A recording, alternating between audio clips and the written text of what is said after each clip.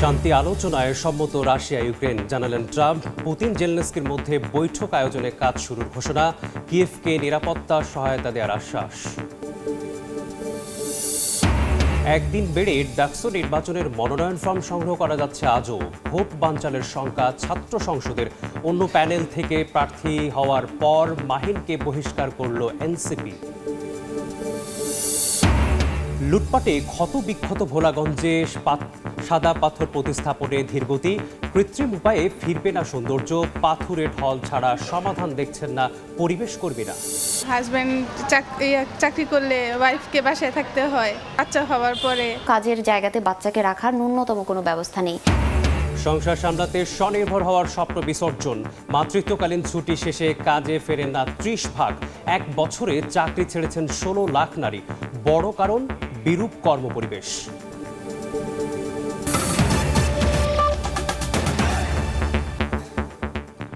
সময় সংবাদের সঙ্গে আছি আমি মেসবাহুল আলিফ। হোয়াইট হাউসে অনুষ্ঠিত হলো জেলেনস্কির সঙ্গে ট্রাম্পের বৈঠক। যোগ দিয়েছিলেন স্টারমার, ম্যাকো সহ ইউরোপের নেতারাও। সোমবার হোয়াইট হাউসে জেলেনস্কি ও ইউরোপীয় নেতাদের সঙ্গে বৈঠকের মাঝেই পুতিনকে ফোন করেন ট্রাম্প। পরে জানান শান্তি আলোচনায় সম্মত হয়েছে রাশিয়া ও ইউক্রেন। এ নিয়ে সমঝোতায় পৌঁছতে পুতিন ও জেলেনস্কির মধ্যে শিগগিরই বৈঠক আয়োজনের উদ্যোগ নিচ্ছেন বলেও জানান মার্কিন প্রেসিডেন্ট। রুশ প্রেসিডেন্টের সঙ্গে বৈঠককে আগ্রহে প্রকাশ করেছেন জেলেনস্কিও। যুক্তরাষ্ট্র থেকে আরও জানাচ্ছেন হাসানুজ্জামান সাকি।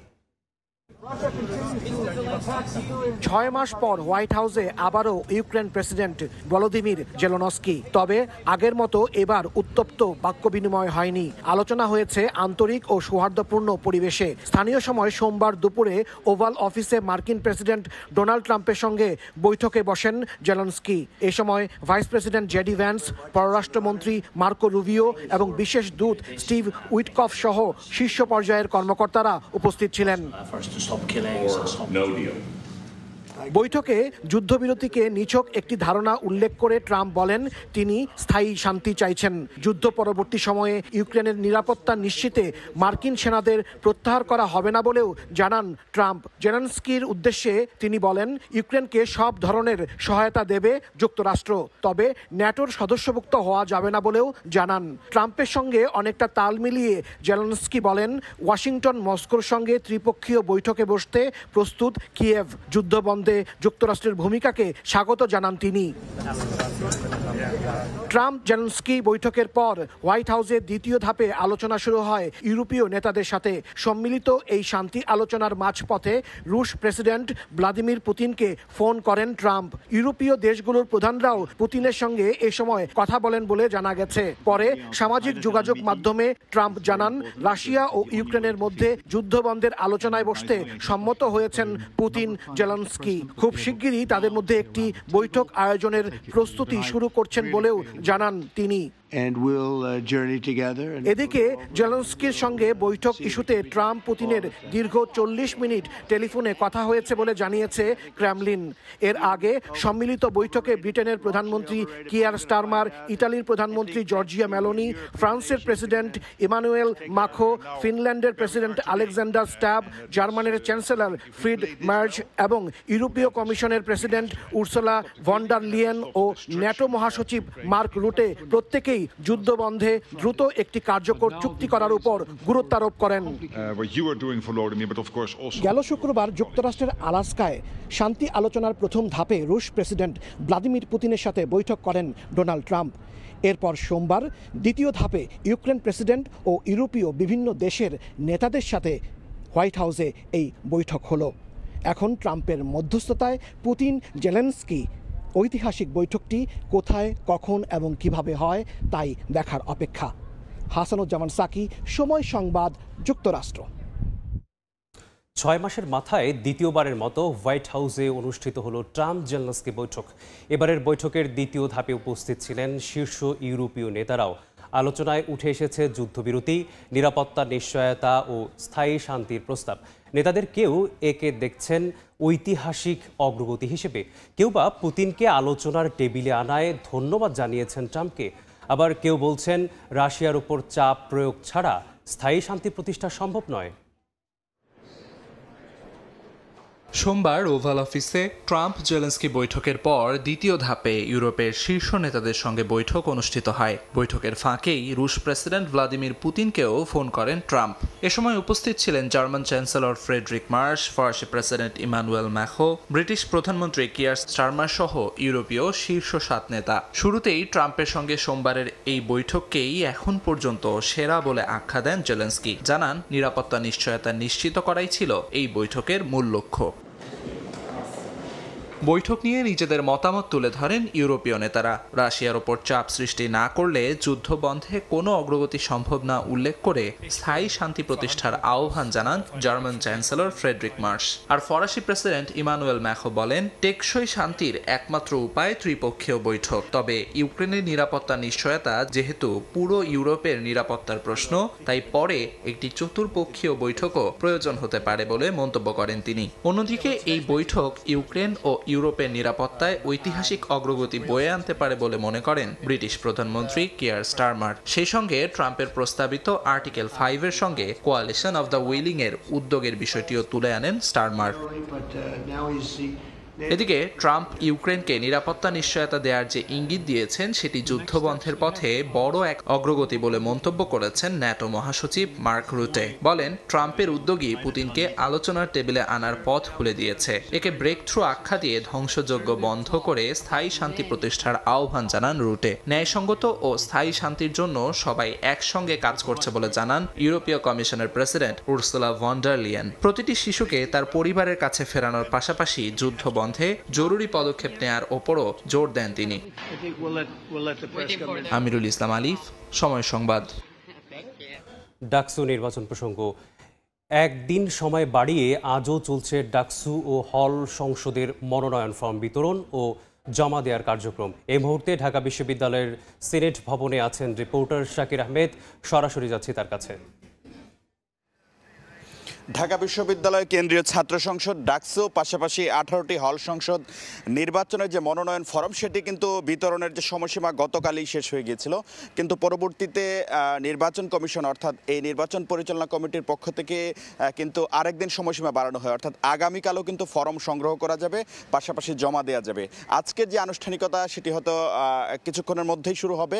পাশাপাশি আরেকটু যদি বলতে যাই যে এবার কিন্তু ডাকসু নির্বাচনে যে সক্রিয় প্যানেলগুলো মোটামুটি জাতীয়তাবাদী ছাত্রদল বাদে সবাই কিন্তু তাদের প্যানেল ঘোষণা করেছে। জাতীয়তাবাদী ছাত্রদলের পক্ষ থেকে হয়তো শীঘ্রই প্যানেল ঘোষণা করা হবে।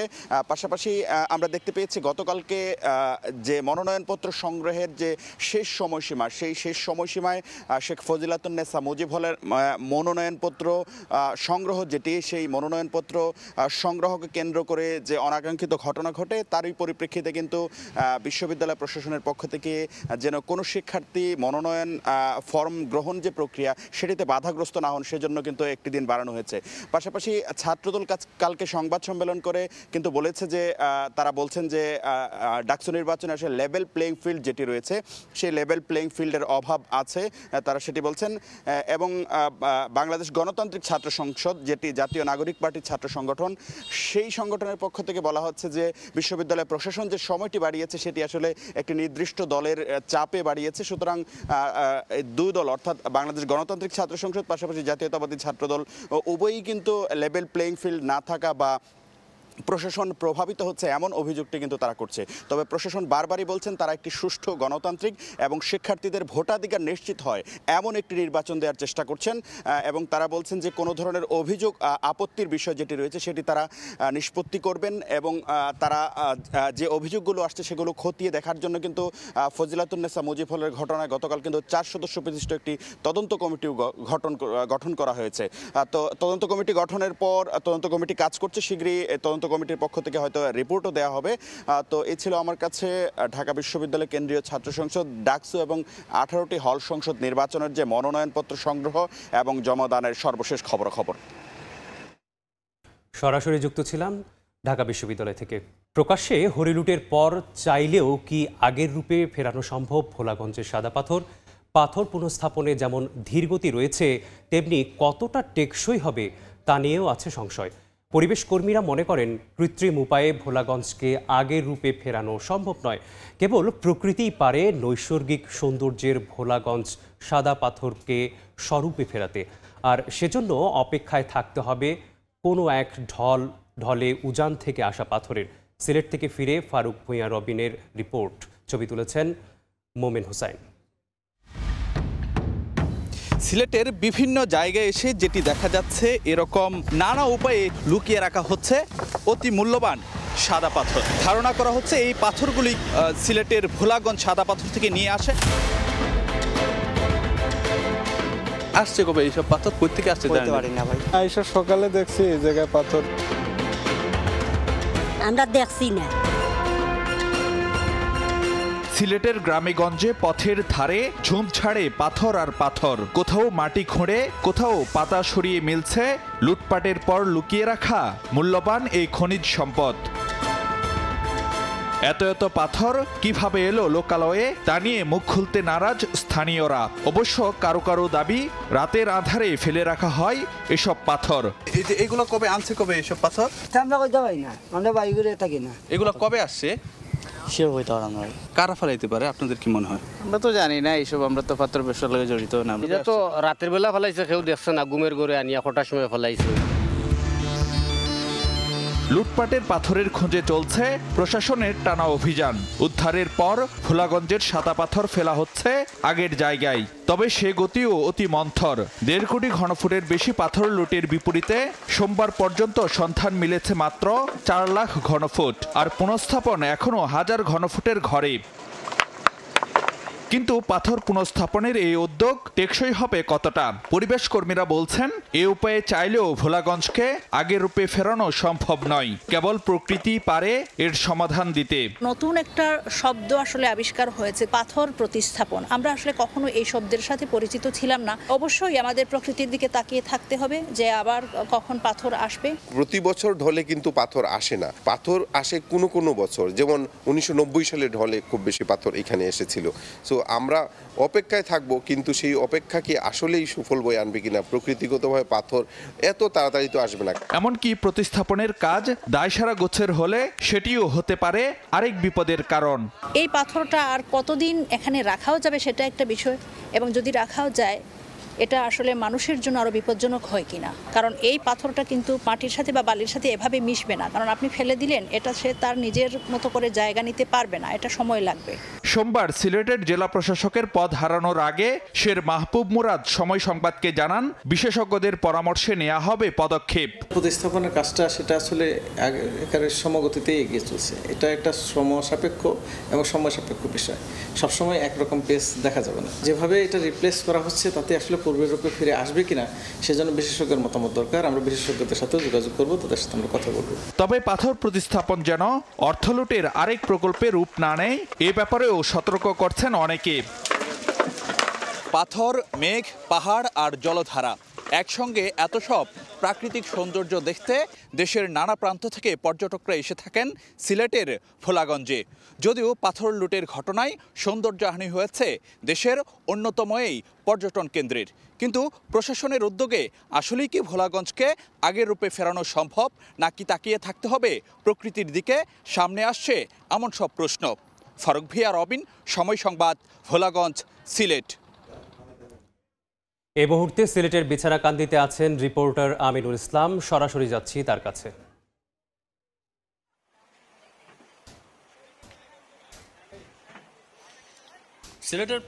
সিলেটের প্রায় সবগুলো পর্যটন স্পটেই পাথর খেকো যে চক্রটি রয়েছে সেই চক্রের হাত পড়েছে, এবং আমরা আজকে রয়েছি বিছানাকান্দি এলাকায়। এই বিছানাকান্দি যে পর্যটন স্পটটি সেটি কিন্তু সাদা পাথরের চেয়েও গুরুত্বপূর্ণ একটি স্পট, যেটি আসলে প্রথম দিকে সিলেট অঞ্চলের যারা দর্শনার্থীরা ঘুরতে আসছেন তারা কিন্তু শুরুতে আসলে বিছানাকান্দিতে আসতেন, এবং এখানে আমরা আজকে এসে যে দৃশ্যটি দেখতে পাচ্ছি এখানেও অনেকটা ধ্বংসস্তূপে পরিণত হয়েছে এই বিছানাকান্দি পর্যটন স্পটের যেসব পাথর যে অংশগুলোতে ছিল সেই অংশগুলোতে দিনে রাতে লুট হয়েছে এখানকার পাথর। এবং এখানে যারা বাসিন্দারা ছিলেন তারা বলেছেন প্রতি রাতে কমপক্ষে 100টিরও বেশি নৌকা এই পাথর লুটপাটে জড়িত ছিল, এবং স্থানীয়ভাবে যারা দেখভাল করার কথা তাদের যথেষ্ট উদাসীনতা অভিযোগ আমরা পেয়েছি। বিশেষ করে এই এলাকাতে এটি গোয়াইনঘাট উপজেলার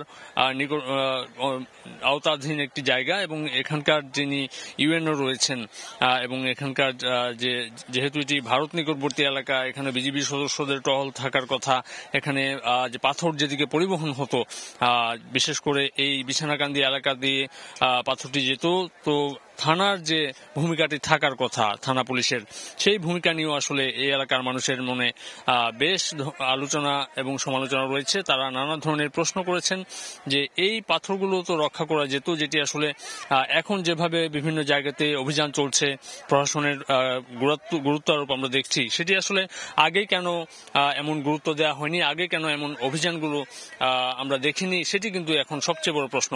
তো যেখানে আসলে লুটপাট হয়েছে সেখানে পাথর প্রতিস্থাপনের জন্য প্রশাসনের আমরা এখন উদ্যোগ দেখছি, সেটি হয়তো আরো আগে থেকে উদ্যোগ নিলে, একটু দেখভাল রাখলে হয়তো এই পর্যটন স্পটগুলো নষ্ট হতো না, এটি আসলে বলছেন এখানকার স্থানীয় বাসিন্দারা। তো এই ছিল আমার কাছ থেকে সিলেটের বিছানাকান্দি যে পর্যটন স্পটটি রয়েছে সেই পর্যটন স্পটের পাথর লুটপাটের সর্বশেষ। সরাসরি যুক্ত ছিলাম সিলেটের বিছানাকান্দি থেকে। 21 আগস্ট গ্রেনেড হামলা মামলায় তারেক রহমান সহ সব আসামির খালাসের রায়ের বিরুদ্ধে রাষ্ট্রপক্ষেরা আপিল শুনানি চলছে। এই মুহূর্তে সুপ্রিম কোর্টে আছেন সহকর্মী আতাউর কাউসার, সরাসরি যাচ্ছি তার কাছে।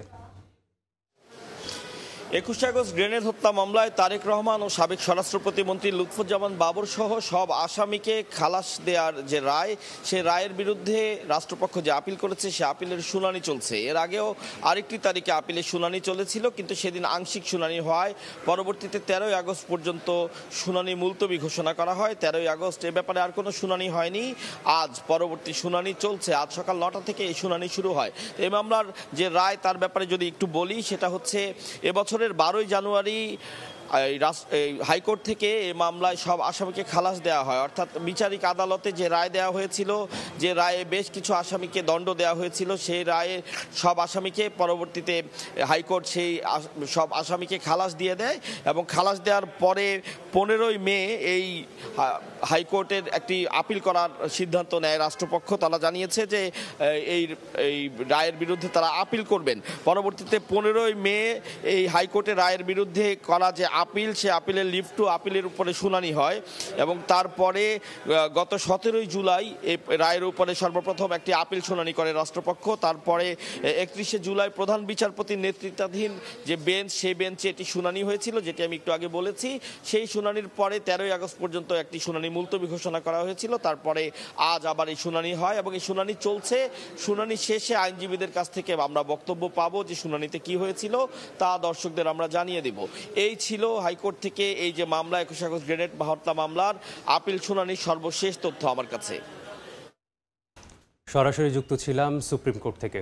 দেখছেন সময় সংবাদ। চট্টগ্রাম বিশ্ববিদ্যালয়ে প্রথমবারের মতো উদ্বোধন করা হলো পরিবেশ বান্ধব ই-কার। প্রথম ধাপে আনুষ্ঠানিকভাবে 6টি ই-কার চালু করা হয়েছে। এ বিষয়ে বিস্তারিত জানাতে বিশ্ববিদ্যালয়ের জিরো পয়েন্টে আছেন রিপোর্টার তারিফ রহমান, সরাসরি যাচ্ছি তার কাছে।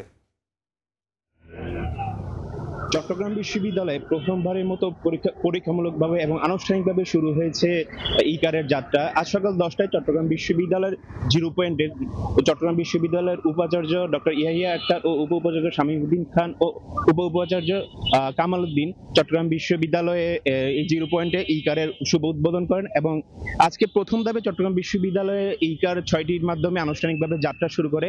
পরবর্তীতে বিভিন্ন ধাপে আরো 40টি, সর্বমোট 40টি ই-কার সংযুক্ত হবে চট্টগ্রাম বিশ্ববিদ্যালয়ে এবং বিশ্ববিদ্যালয়ের জিরো পয়েন্ট থেকে শুরু করে বিশ্ববিদ্যালয়ের বিভিন্ন পয়েন্ট, অর্থাৎ শহীদ মিনার, বায়োলজিক্যাল ফ্যাকাল্টি, মেরিন সায়েন্স, সমাজ বিজ্ঞান অনুষদ এবং ল ফ্যাকাল্টিতে এই চক্রাকারে এই ই-কার ঘুরবে এবং শিক্ষার্থীদেরকে বহন করবে। এক একটি ই-কারে 13 জন শিক্ষার্থী একসাথে আর কি চড়তে পারবে এবং এখানে শিক্ষার্থীদের কথা চিন্তা করে বিশ্ববিদ্যালয় প্রশাসন যতটুকু জানিয়েছেন যে আমাদেরকে যে 5 থেকে 15 টাকা ভাড়া নির্ধারণ করা হয়েছে এবং এই 5 থেকে 15 টাকা ভাড়া নির্ধারণ করা হয়েছে। পাশাপাশি ই-কারের জন্য 3টি চার্জিং স্টেশন করা হয়েছে, যেখানে ই-কার তাদের চার্জের মাধ্যমে রিচার্জ করবেন এবং চট্টগ্রাম বিশ্ববিদ্যালয়কে চক্রাকারে ঘুরবে এই ই-কার। এই ছিল আমার কাছে চট্টগ্রাম বিশ্ববিদ্যালয়ের জিরো পয়েন্ট থেকে সর্বশেষ। সরাসরি যুক্ত ছিলাম চট্টগ্রাম বিশ্ববিদ্যালয় থেকে। বিসিবির কেন্দ্রীয় চুক্তিতে থাকা ক্রিকেটারদের সঙ্গে বৈঠকে বসেছেন সভাপতি আমিনুল ইসলাম বুলবুল। বিস্তারিত জানাতে রাজধানীর প্যান প্যাসিফিক সোনারগাঁয়ে আছেন রিপোর্টার সাব্বির মিথুন, সরাসরি যাচ্ছি তার কাছে। আপনি যেমনটা জানেন, রাজধানীর এই 5 তারকা হোটেলে সকাল 10টা থেকে শুরু হওয়ার কথা ছিল বৈঠক। তবে বোর্ড সভাপতির নির্ধারিত সময় আসলেও ক্রিকেটারদের ওই 10টার যে নির্ধারিত সময়টা ছিল সেখানে তারা আসতে পারেননি। পরবর্তীতে 10:30 নাগাদ সেই দলকে আমরা দেখেছি কেউ কেউ ব্যক্তিগত গাড়িতে চড়ে এসেছেন, কিংবা কেউ টিম বাসে চড়ে এই বৈঠকে অংশ নিতে এখানে এসেছেন। এছাড়াও বিসিবির যে পরিচালকরা রয়েছেন তাদেরকেও কিন্তু তলব করা হয়েছে এই 5 তারকা হোটেলে। এবং আমরা যতটুকু জানতে পেরেছি, এই বৈঠকের সবথেকে বড় এজেন্ডাটা হচ্ছে ক্রিকেটারদের শৃঙ্খলাজনিত যে কারণ, অর্থাৎ কিছুদিন আগেই তাসকিন আহমেদের যে মারামারি কাণ্ড ছিল, সেই কাণ্ডের পরে বিসিবির যে ভাবমূর্তি ক্ষুণ্ণ হয়েছে, সেখান থেকে ক্রিকেটারদের আসলে নিজেদের দায়িত্ববোধের জায়গাটা যে বোঝানো, এবং জাতীয় দলের বাইরেও যে তারা বাংলাদেশের ক্রিকেটার বা রিপ্রেজেন্টেটিভ হিসেবে সমাজে একটা বড় ধরনের কর্তব্য পালন করা উচিত, সেই বিষয়গুলো আসলে মনে করিয়ে দিতেই ক্রিকেটারদের সঙ্গে এই বৈঠকে আজকে আমিনুল ইসলাম বুলবুল বসেছেন। এবং গতকালকে অস্ট্রেলিয়া থেকে দেশে ফেরার পরে কিন্তু সে তাড়াহুড়ো করেই বেশ একটা এই বৈঠকের আয়োজন করেছেন। এবং শুধুমাত্র সেই শৃঙ্খলাজনিত কারণ নয়, এর পাশাপাশি ক্রিকেটারদের সঙ্গে একটা এভ্যালুয়েশন রিপোর্ট কার্ড বিসিবি সভাপতি দিয়েছিলেন, অর্থাৎ সেখানে দেশের ক্রিকেটকে সামনে এগিয়ে নিয়ে যেতে বা কী ধরনের ফ্যাসিলিটিসে উন্নতি আনলে দেশের ক্রিকেটের উন্নতি হতে পারে, সেই বিষয়গুলো জানতে চাওয়া হয়েছিল। ক্রিকেটাররা আজকে সেই বিষয়গুলো নিয়েও আসলে বিসিবি সভাপতির সঙ্গে কথা বলবেন। আমার কাছে বিসিবির এই বৈঠক নিয়ে এখন পর্যন্ত এই ছিল সবশেষ। সরাসরি যুক্ত ছিলাম প্যান প্যাসিফিক থেকে। এই ছিল সময় সংবাদের, সঙ্গেই থাকুন সময়ের।